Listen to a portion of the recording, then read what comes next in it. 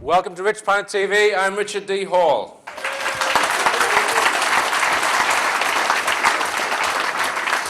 Thank you. Now, it's a little bit dark in here. I hope everyone can see me. It's just so that you can see the screen. The screen's more important. Okay. Now, I was bowled over by the response to this talk. People have come from all over the UK, in fact, as well as the northeast locations of Northumbria, Durham and Tyne and Wear, Sussex, West Midlands, Aberdeen, Yorkshire, Somerset, Nottinghamshire, Northamptonshire, Lanarkshire, Port Talbot, London, Lincolnshire, Lancashire, Humberside, Derbyshire, Cumbria, Cheshire, Cambridgeshire, Bristol and Cleveland. So that's not a bad turnout.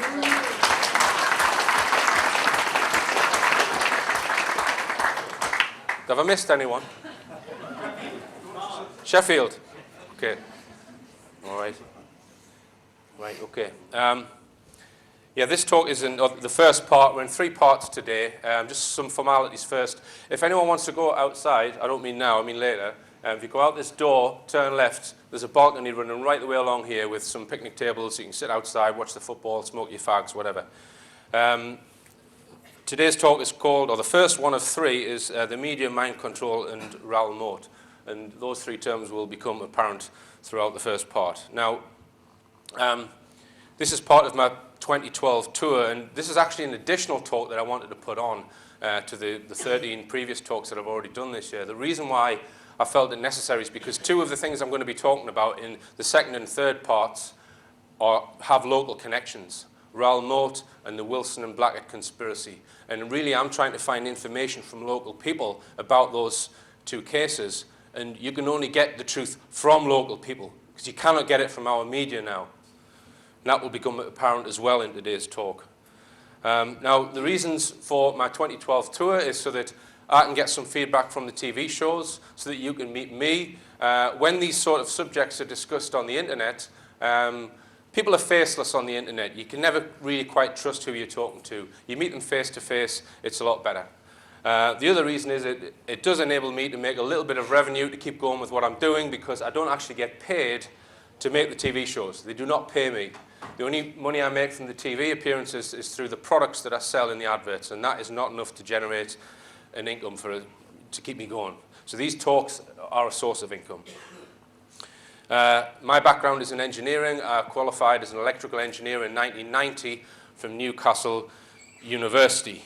That's a picture of me at Newcastle University. So my mother used to say, fiddling with wires. Richard's fiddling with wires again. She once said to me, Richard, is it really necessary to have a car battery in your bedroom? And I said, yeah, doesn't everyone? Okay, now the thing about my TV show, I got involved in TV sort of about 4 years ago. Don't quite know how. It started because I set up a website all about UFOs, and a TV channel contacted me, an alternative TV channel, said, hey, we like your website, would you like to do something for television? And I grabbed the opportunity with 2 hands, because I understood the importance of media and how the media was being controlled and still is being controlled. Now, the thing about my TV show, it is entirely independent. There's only one person writes the script, there's only one person researches the show, there's one person films and records it, and that's me. The TV channel have no influence whatsoever. They have not objected to anything that I've sent to them. So it is truly entirely independent. And that cannot be said for any other TV show that you will watch on the TV, including the alternative media. Okay, now I don't have any secret sources. I don't know any MI5 agents or anything like that. All my information comes from the internet, it comes from television programs, it comes from information that I get from talks like this, and I have had some excellent information from people who've come to these talks. Now, a couple of very important facts that over the last few years I have exposed on Rich Planet Television. The first is about 9/11. I'm going to make a statement here. This book is the only comprehensive scientific investigation into the evidence of 9/11, written by a qualified professor of engineering mechanics. Could not be better qualified to carry out such an investigation of the evidence. And this book proves, beyond any doubt whatsoever, that what destroyed the towers or made them turn to dust was a directed energy weapon. That is now an established fact. It is not a theory. It is a fact, and it is proven in this book. That is what happened on 9/11. Now, once you realize that and read this book, you then realize that that type of technology would not be in the hands of men with beards sitting in caves in Afghanistan. Okay? Osama bin Laden died in 2001 in December. We've been fed a huge lie about 9/11. 9/11 was a false flag operation carried out by the US administration at some level to give them justification to invade the countries that they wanted to take control of. And unfortunately, the same is true of the terrorist attack which happened in London in 2005. That was orchestrated by British intelligence agencies. And this book, Terror on the Tube, Behind the Veil of 7/7, proves that the 4 young Muslim men it was blamed on were set up as patsies to take part in a mock terrorist training drill. There is no evidence that would convict them, which is why they are still totally innocent under our law. Our mainstream media have completely lied about the London bombings. Okay? These are 2 established facts. There is no debate about this now. There's enough evidence to prove this in court, that both these events were false flag attacks carried out by Western governments, not by Al-Qaeda or Islamic terrorists. Rant over. Now, I'm not saying that I have an answer to this. I am launching a new campaign. I've just put this on my website and I'm launching it today. And every single person in this room can help with this campaign. A lot of people say to me, what can we do, Richard? What can we do about this? Well, this is one small thing that you might be able to do. And I'm going to show you a short video here of what I did on the 1st of September, and I would like everyone in this room to copy what I have done. It's called Tell Your MP About 7/7.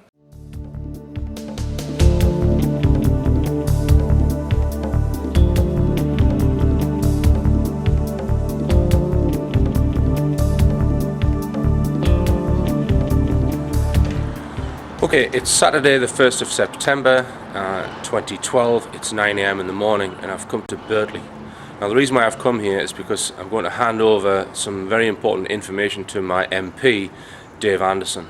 Dave Anderson is a Labour MP, and I've got some basically documentation regarding the London bombings of 2005. Viewers will know that I've extensively covered the London bombings on the TV show over the last couple of years, featuring Nick Colostrom, Anthony John Hill, and also intelligence analyst Tony Farrell. And I'm going to be handing over to Dave today, firstly, the book Terror on the Tube, written by Dr. Nick Colostrom, Behind the Veil of 7/7, a copy of this document, which was written by Dr. Rory Ridley Duff of Sheffield Hallam University, that looks at the events at Canary Wharf on the day of 7/7.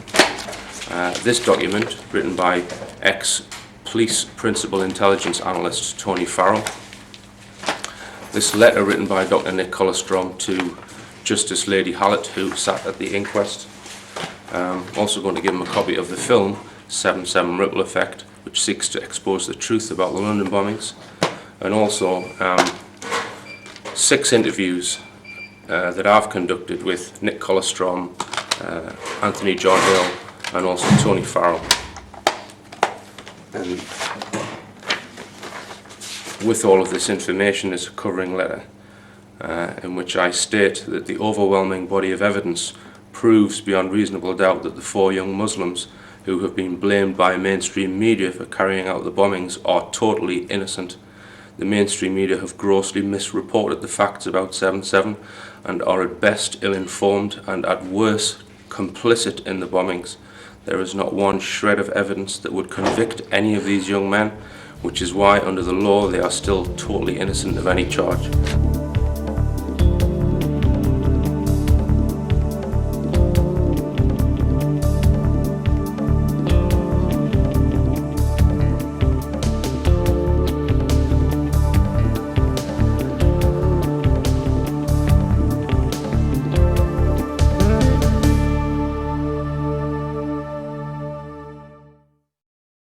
Okay, so all the details are on the website, and what I'm asking people to do, there's a zip file, you download it, you print out 6 documents, it's about 40 pages, ring your MP, book an appointment, sign the letter, and then give them the documents. And I've got a list of all the 600 and odd MPs on my website. When you've done that, if you email me the name of the MP that you've given it to and the constituency, I'm going to tick that off on the list. And if and when you get a response letter, if you can scan that in and email it to me, because I'm going to collect them all. Because I want to try and get every single MP that information. Because at least they've got the information. Because what I said to my MP was, I said, when the truth comes out about 7/7, and people are put on trial, the real criminals are put on trial, I know what will happen. All the MPs will go, we didn't know about this. This is the first we knew. My MP will not be able to do that. So he'll be in the dock with the rest of them. Okay? And we need to bring pressure on the MPs. No one really has lobbied the MPs, I don't think, on 7/7. Not en masse, not on all of them together, and that's what I'm trying to do with this campaign. Okay. No, that's not Raoul Moat. This picture, to me, represents the state that the human race is in at this current time. The guy on his knees there. And David Icke's recent book is called Human Race, Get Off Your Knees. And I would agree with David Icke on that. We do need to get off our knees. But the problem is we're in this headlock. Okay? Now this headlock, most people aren't aware of it. And I would describe this headlock similar to what Zbigniew Brzezinski described it, as the technotronic control grid. Now the technotronic control grid, as described by Brzezinski, who was one of the most powerful men, or has been, advising various American presidents behind the scenes, this is a range of controls that are brought to bear on society without them knowing it. Now, one of those controls is the control of mainstream media, and our mainstream media has been completely controlled for decades. And anyone who disputes that need just look at this man. This is David Rockefeller. He is one of the people who is behind some of these semi-secret groups which tell governments what to do and what policies to have. So he is behind the Council on Foreign Relations, the Trilateral Commission, the Bilderbergers, who choose the American presidents and fund American presidents and then tell them what to do and what policies to adopt. This guy is more powerful, or has been over the last 50 years, than any president.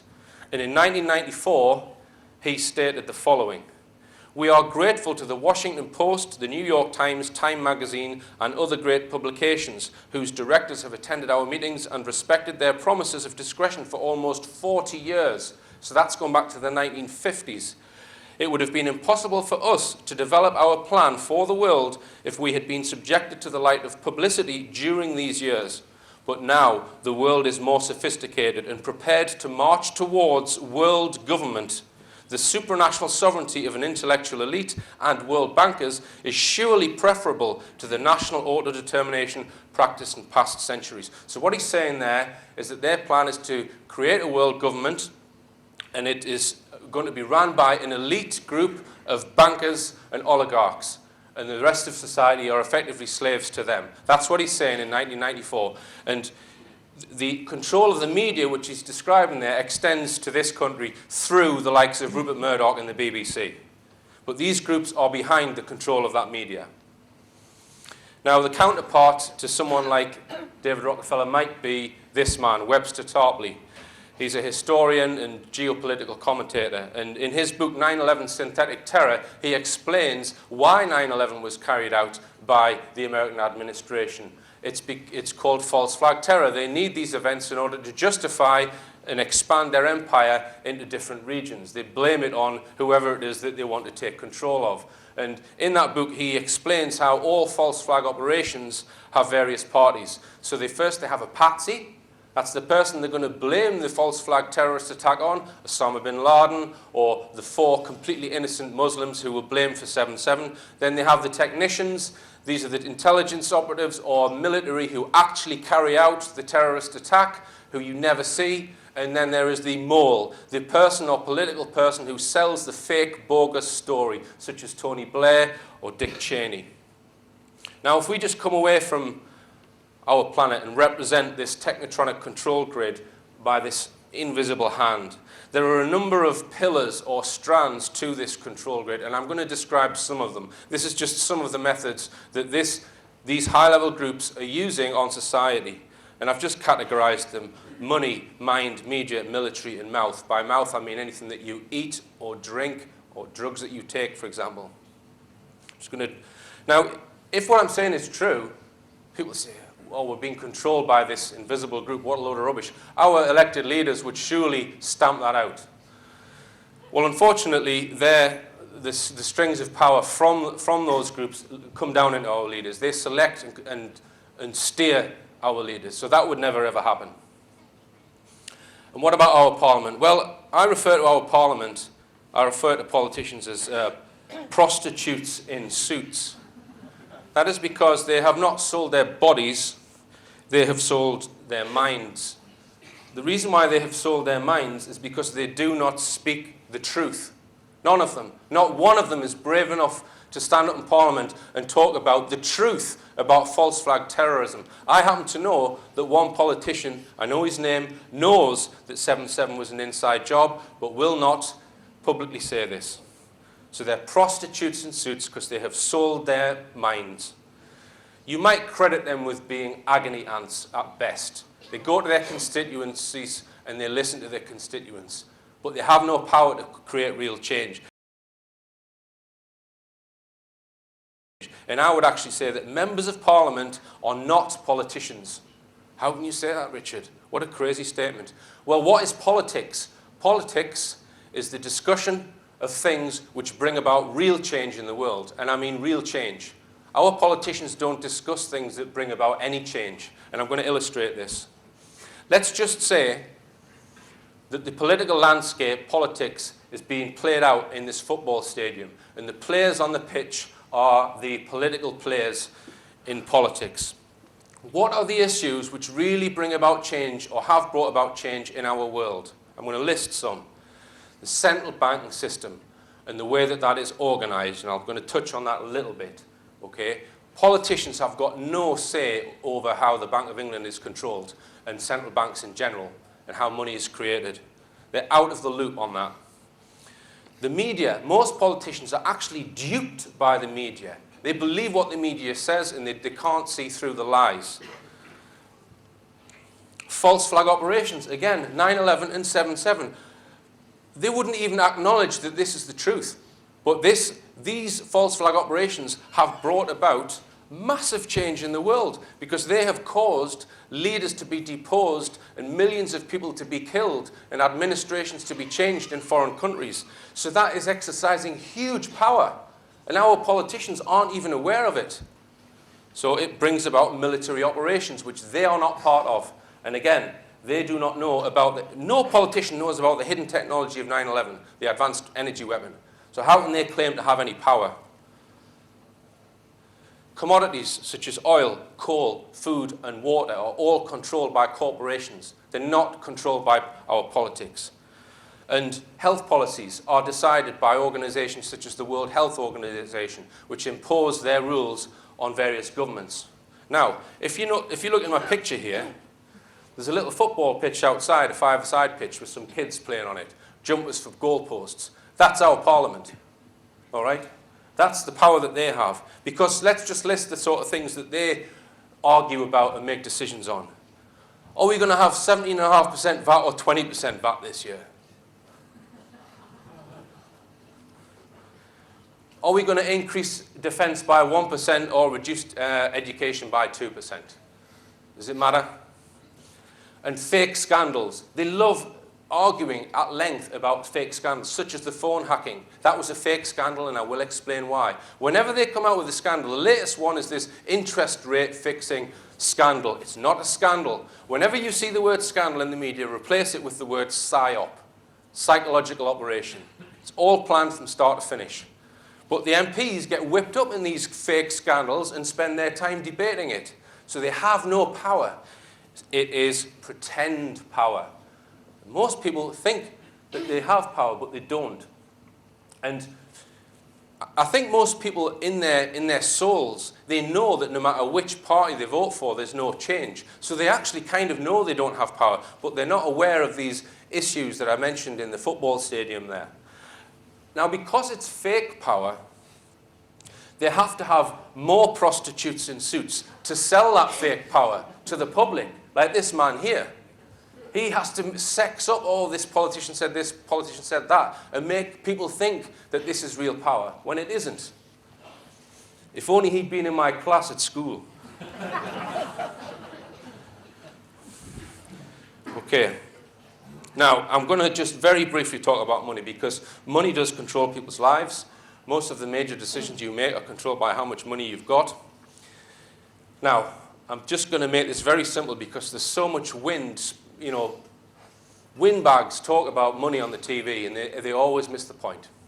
And I'm going to try and make it as simple as possible what's wrong with the monetary system in our world. Let's just imagine that all of the monetary centres, shall we say, are football teams in a league. So you've got the banks, you've got the government, you've got private industry, you've got individuals, you've got maybe public organisations such as the health service. And each of them is a football team trying to get money, okay? The bank's team, their home ground, is on an angle of 30 degrees like that. And they're always allowed to kick downhill. And not only that, their goal is the quarter of the size of everyone else's, right? So they win every match and they get all the money, okay? They win all the time, they win every time, and everyone scratches their head and they say things like, well, I know, let's stop the players' bonuses. We need to knock those bonuses on the head. Because that's what they say, isn't it? We've got to stop the bankers' bonuses. Is that going to solve the problem? Because the club's still going to be rich because it's winning all the games. That's not the problem. That's not the solution. What is the solution to that problem? The solution to that problem is to level the playing field, right? But the problem, and make the goal the right size. But the problem is that most people don't understand how to make that playing field level. And this is how they get away with it. Now, I'm going to list 3 things that would make that playing field level that you will never see discussed on mainstream television because the people who control the banks also control the television. And here's the 3 things. Firstly, a sovereign government with sovereign currency is impossible for it to be in debt.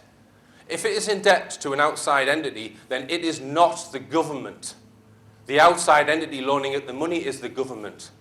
The government should have the authority to print the currency. That's the first con, because the debt that the government is in, we pay the interest to the government who give it to an outside entity. The government should have authority to produce and print the currency itself.